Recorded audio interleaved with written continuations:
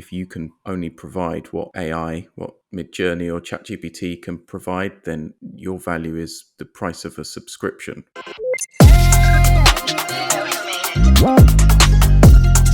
Who is in the spotlight today? It's not other than Philip Carter, a remarkable individual dedicated to empowering multilingual writers and helping them thrive in the world of freelance writing. With his proven coaching methods and wealth of experience, Philip has mastered the art of building authority in English and commanding higher rates. As we sit down with him on the Freelance Spotlight podcast today, prepare to be inspired by his insights, strategies, and valuable advice for freelancers and aspiring remote workers. Get ready to shine a light on your freelance career with Philip Carter in this enlightening episode of the Freelance Spotlight. You're welcome to the Spotlight, Philip. Thank you very much. That was a wonderful introduction. I'm very happy to be in the light today. Happy to be on the podcast. Oh, great. Okay, so our first question for you here is, what significant challenges have you faced as a freelance writer and entrepreneur, and how have you successfully overcome them? Yeah, it's a good question. I don't work so much as a freelance writer myself nowadays. I'm a fiction author and I help people with writing. So my sort of focus is on coaching really, but I am an entrepreneur, that's for sure. And I think one of the main challenges is facing burnout.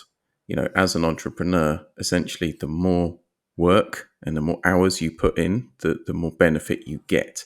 And when you begin, and I think most of your listeners will know this, it's a very slow process, right? The results that you get seem quite flat and slow at the beginning. And then, it's like an exponential curve. Things start to happen and take off and the results come quicker. If you work in a normal environment where you're an employee, it's more like a linear line, right? Where you work the hours and you get the return for that. So I think it's overwork and burnout is a big problem for entrepreneurs, and each person has to figure out how to overcome that. You can set some hard rules like, I don't work at these certain times, or to sort of block out space and reserve time in your diary to not burn out. And of course, another tip is to hire help or to get help when you're feeling overwhelmed. It can mean spending money to do that, but it's often a good investment because you won't be earning any money if you do burn out and you're completely, unable to continue. So I think that's a challenge that all solo business people face, and something that we should be talking about more. Oh, nice. Thanks for sharing that with us. Okay, so my next question would be, how do you leverage your expertise in freelance writing to create additional income streams? Yeah, I do a lot of different things. I do editing work. I publish books as well, so I earn income from that. I have a podcast that is more to invite writers onto the podcast, so we talk to them and to just really help our listeners, because I run the podcast with two other coaches. Really, I think having like multiple streams of income is essential for freelancers. You can't put all of your eggs in one basket, and you don't really know what's going to take off. I think the majority of freelancers, even super successful ones, big famous influencers or coaches, probably get the majority of their money from one source, but it's necessary to have multiple streams of income in case that source dries up. The world is changing so fast now that suddenly one social media can go downhill or one platform can disappear. And so, yeah, I think it's important to try and start up. If you've got an idea, like go for it, publish a book, or start a podcast, or do something else which could earn you money. Don't count on it being a success. Give it your best shot, and you'll probably find after a year or maybe more time that a variety of ways to earn money, and that's necessary for freelancers to Oh, do. great. So more like diversifying your income source, ensuring that you are not making all your money from just one source. Because if something happens to the source, okay, for example, one of our guests who Hmm. earns a lot of money from Fiverr, and then suddenly his Fiverr account got Yeah. banned due to an algorithm issue. So what if Fiverr was his only source of income? What happens to him? It would be very devastating. But there, like he was also on Upwork and he does all that thing. So he has like a Mm, defense mechanism for that. So I think I love the fact that you good touched point. on that. So what effective networking strategies have you observed for freelancers to build relationship and get clients in this freelance industry? Yeah, I like that question because it is about networking. Really, there's all this stuff about how you can grow on social media and how you can, have the best profile. Of course, that helps, but people trust people, and people, you get work because somebody says, "Hey, I know that guy. I've chatted with him and, I've had a call with him." So that is like doing the groundwork of networking is important. So, for example, when you are connecting with people on social media or reaching out to people, is to just have a brief chat without expectations. It doesn't have to be that, I'm this great freelancer and I'm offering this. Have a chat so that all of your contacts, you have a basic understanding of who they are, what they like, what they do, because that gives you the possibility to go back to them in the future and know who they are, right? If you're collecting 20,000 followers and you don't know anything about them, they don't have any value to you unless they're going to suddenly ask you for something. So, yeah, do the groundwork. If you find someone who you think is a good match for you, that you can both benefit from that relationship, then you can jump on a call. You can have a 15 minutes, 30 minutes call with no expectation, just to say, "Hi, I like what you do, tell me more about it." And it's a good way to socialize, really, because often a lot of remote workers, we're sitting at our laptop all day, in a small space, and we don't have the social aspect of like an office. So that can be nice too. I love that. It's important that we are not just robots online, just gathering audience that we don't have any form of connection with. So we should try to connect and be our authentic self with our followers, with our subscribers, with our viewers, and try to, in cases where it is possible, collaborate with some of them and probably help some of them in real times, like or offer services. Hope I'm not misconstruing what you've just said. No, no, I think you've nailed it. We're people, right? So we want to speak to people and talk together. To our viewers, you can connect with us, collaborate with us, reach out to us. Philip is very active on LinkedIn. You can reach out to him and you can connect with Philip on LinkedIn. Then don't forget, if you are not subscribed to this channel, please subscribe to stay up to date on latest episodes featuring insightful interviews with successful freelancers like Philip Carter. Okay, so to the next question for Philip, what strategies do you deploy in creating compelling written content as a freelance writer? Yeah, I think there's a lot of things that go into it. I mean, one, I think to be successful on any platform, you have to spend time reading or consuming the posts and the content on that platform to see what is doing well. And second, I'd say you need to present your take on that. So, something I see so much that freelancers are doing is sort of parroting advice. They are looking at the top creators and saying, "That's great, right? I'm going to do a post on the same thing." It might provide value to your peers, people who are at the same stage of freelancing as you are, but they're not your clients. They're not people who are going to connect with you or pay you. They might give you a bit of engagement, but being unique and adding your take on things is really important. So to produce compelling content, I would say take risks. Yeah, sometimes you might have to do a post that not everyone likes, not everyone agrees with, but it's necessary because otherwise you're just posting things that people have already seen or consumed before, and add your personal take on it. Like if a top creator has done a great post, like share it by all means, but say why you think it's good, or what you would add to it, or how it could be even better, because that's your personal opinion and your expertise that you've given on it.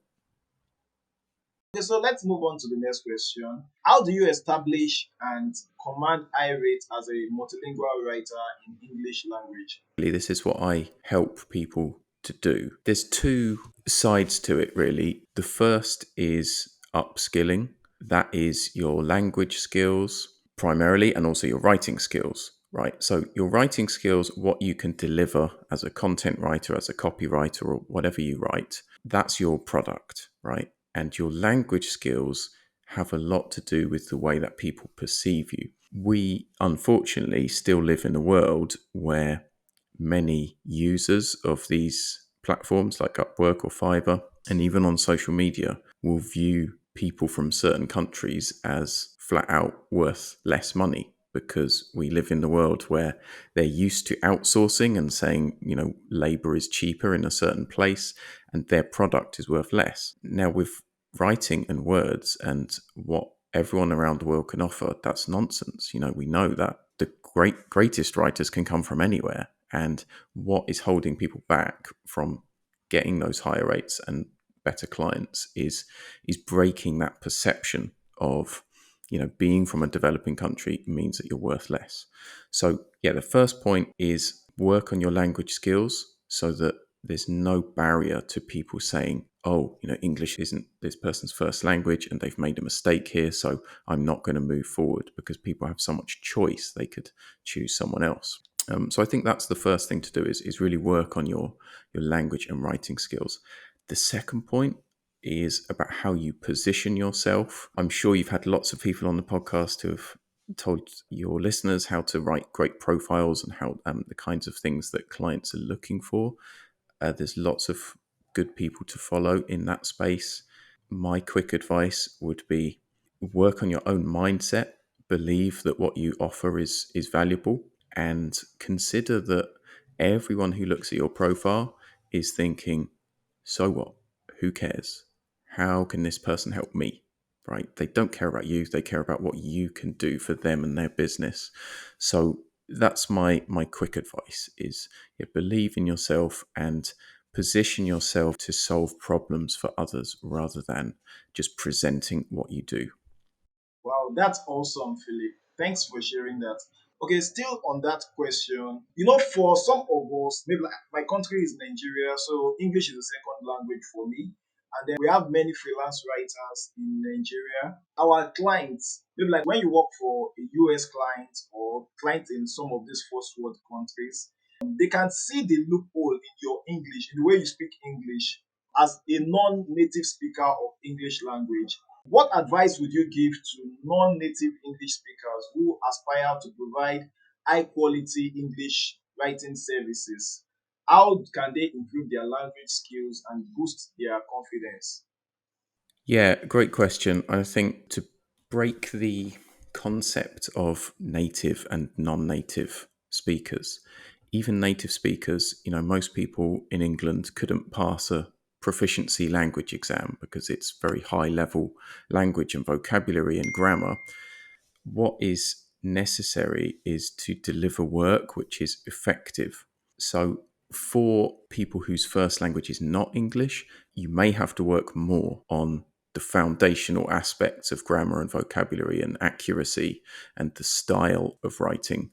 But it's really just to keep working on that and consider that what you produce, is it going to be effective for the client or not? Right? They will have the same question about if they employ a writer from America.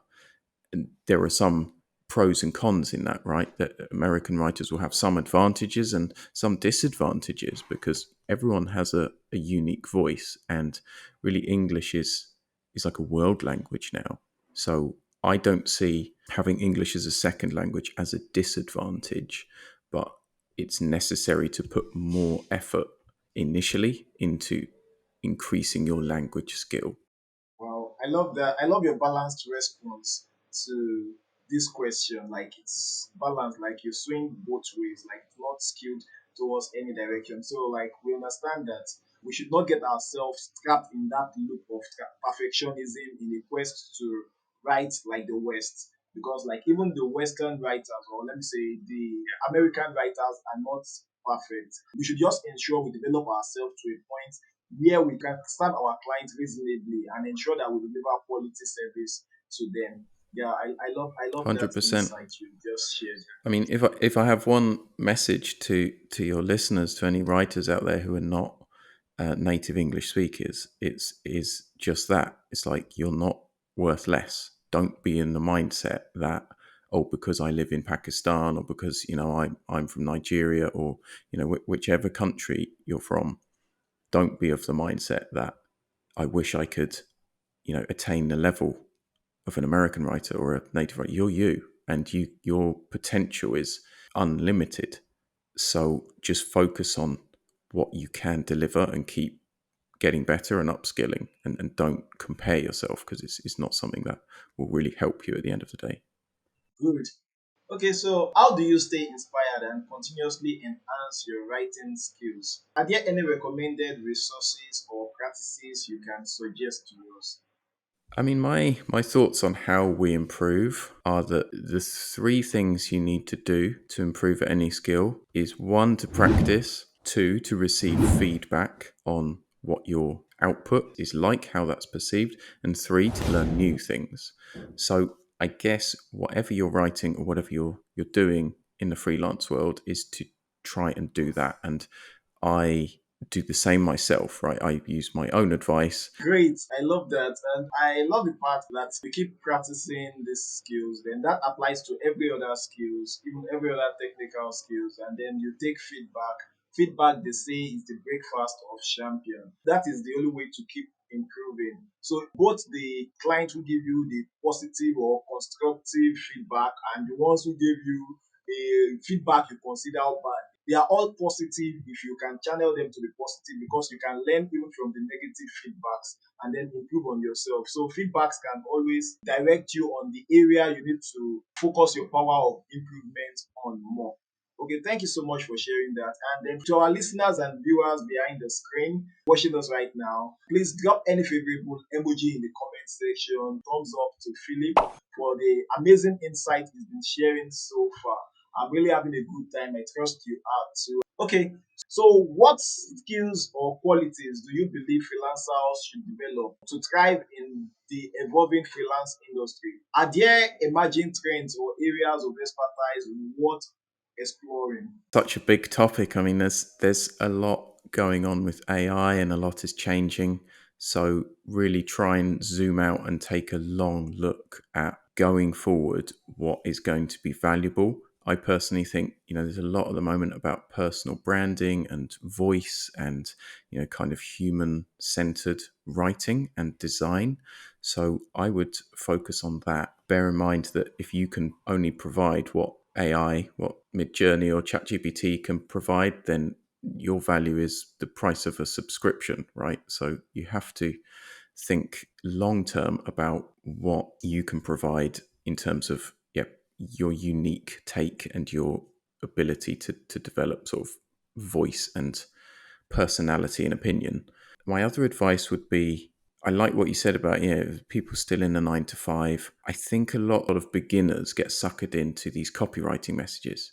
Earn 6 figures, get $10,000 a month from copywriting. You can do it. Just take my course. And if there's a hook to do with money, I would personally avoid it, because it's very difficult to prove those results. And really, your focus should be on building a long-term business. So take the time to transition from taking maybe one job a month to trying to get 2 jobs and 3 jobs and so on, so that you can transition and make your business sustainable. There's no point in jumping on bandwagon of, oh, I can, hook all of these clients and do lots of work quickly, if it's not something that's sustainable. So think long term about your business, have a business plan, invest in training and learning, and don't fall for the 6 figure nonsense. Lovely. Okay, thank you for sharing that. And as someone who is knowledgeable about the freelance industry and remote work, so what advice would you give to individuals that are seeking remote jobs and freelance opportunities those that are considering leaving their 9 to 5 jobs and they are thinking of how to get opportunity for their respective skills or considering learning a new skill and stuff like that. I touched on it in my last answer. I think long term is probably the biggest one. The freelance industry is full of people promising short term gains. If you do this, you'll get X, because that's a hook that we all understand is something that attracts us, right? We want a certain number of clients or to be successful or to earn an amount of money. But yeah, I'd just reiterate, think long term about this. And if you don't want to put in hours of learning, if you don't want to invest some of your own money, if you don't want to grow slowly, then it's probably not something that is going to work. And you might not have the right mindset to be a successful freelancer. Let me put it this way: for someone who has always been on a 9 to 5 and now is considering leaving the 9 to 5 industry, how do they get started? I think through all of the things we talked about, I mean, if you set realistic goals, both short term, medium term, long term, and say something like, I'm going to give myself 6 months to build up my profile and to get a client or to get some reviews, something like that. That seems realistic, right? Rather than I'm going to spend all weekend putting every possible minute into doing this so that I can get an instant result. It's really being realistic about what your initial goals are. I mean, my initial advice is do lots of learning, don't expect fast results, and do lots of networking as well, because like we said at the beginning of the show, connect with people, chat with them, learn from them, and in time, those are going to be the people who remember you and recommend you, and you might get work from that. Okay, great. Okay, so in closing this episode of the Freelance Spotlight podcast, Philip Carter's valuable insights and expertise have illuminated the path to freelance success. So please take his advice to help you build your authority and help you build a better freelance career. Every episode we keep laying bricks on bricks. You learn one thing from a guest, you learn another thing from a guest. There are some things Philip Carter has explained to us now that we've not learned from our previous guests, although they also shared very valuable insights. So we keep learning every day. Even I myself, I consider myself a successful freelancer, but then I keep learning because we are in an industry that is emerging very fast. And then not even just the freelance industry, tech is very dynamic, it's changing drastically. Now we have the advent of AI, internet three coming up and other things. So back to Philip Carter, please take his advice and embark on your own journey of greatness. Join us next time on the Freelance Spotlight podcast as we continue to showcase exceptional individuals thriving in the freelance world. Stay inspired, stay motivated, and keep shining. Philip Carter, thank you for gracing the Freelance Spotlight today. Thanks so much for having me. Good luck to all the freelancers out there listening. And please connect with me and get in touch. You'll find all my stuff in the show notes, I guess. But yeah, thanks for having me.